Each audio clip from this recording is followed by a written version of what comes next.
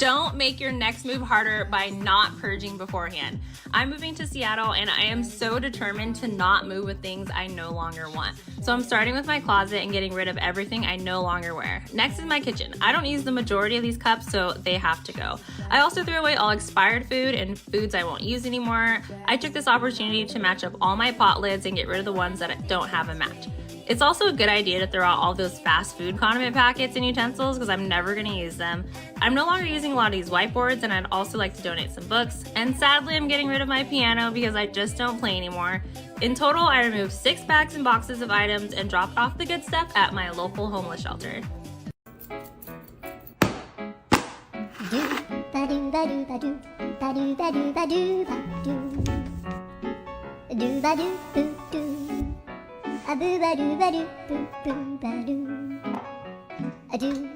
ba doo ba doo. A doo ba doo ba doo doo doo. A doo ba doo ba doo. A doo ba doo ba doo ba doo. A doo ba doo ba doo. A doo ba doo ba doo ba doo. A doo ba doo ba doo. Doo ba doo ba doo. A doo doo doo doo.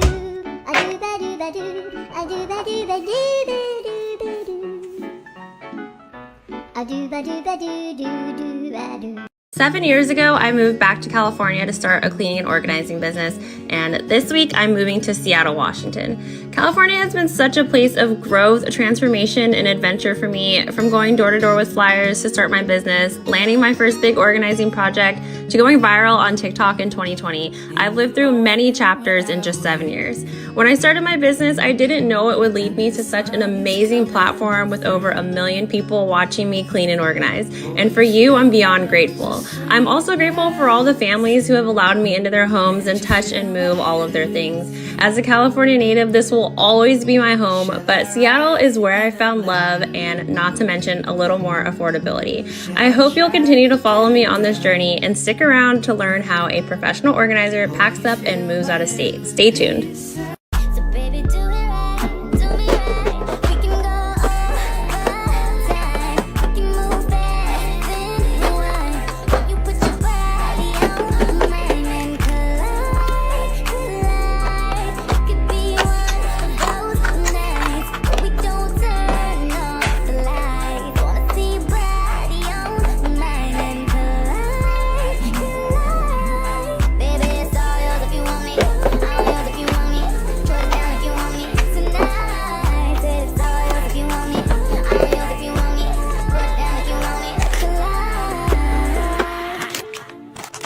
She on it, good love in the morning.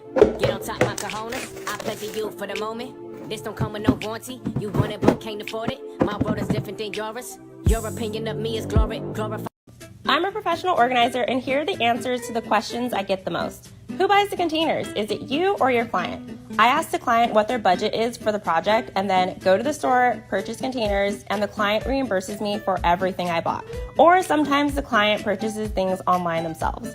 How much does it cost on average for all the containers? There is a wide range depending on the area being organized. Pantries on average cost about $1,200, and small bathrooms like this one around $200. How long does it take to organize? Every project is completely different. Pantries and closets can take 1 to 2 days, while bathrooms can take just 4 hours. How much do you charge for organizing? I charge between $50 to $80 an hour, depending on the distance traveled and the ability to film for social media. Mind you, I have 7 years of professional experience. I live in Southern California, and my rates are comparable to the average cost for my area. I hope this helps. I'm a professional organizer, but the truth is my fridge is just not as organized as I'd like it to be. Food often gets forgot about in the back, and there's no real system or categories. So let's change that. I'm using OXO's refrigerator organization line and giving my fridge a good clean before adding organizers. On the top shelf, I'm placing a shelf riser, 2 small bins, and a beverage mat.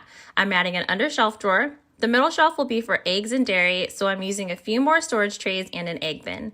The middle drawer will be just for meats, and the remaining bottom half of the fridge is for fruits and veggies. I'm emptying the strawberries and cherries into these bins as they are the most reach-for fridge items. The beverage mat makes it really easy to grab a drink and see how many is left. I love that I can keep my cheeses separate in their own little drawer, and the deep bins make it so easy to store and find things in the very back. This system was so easy to put together and is customizable for any fridge.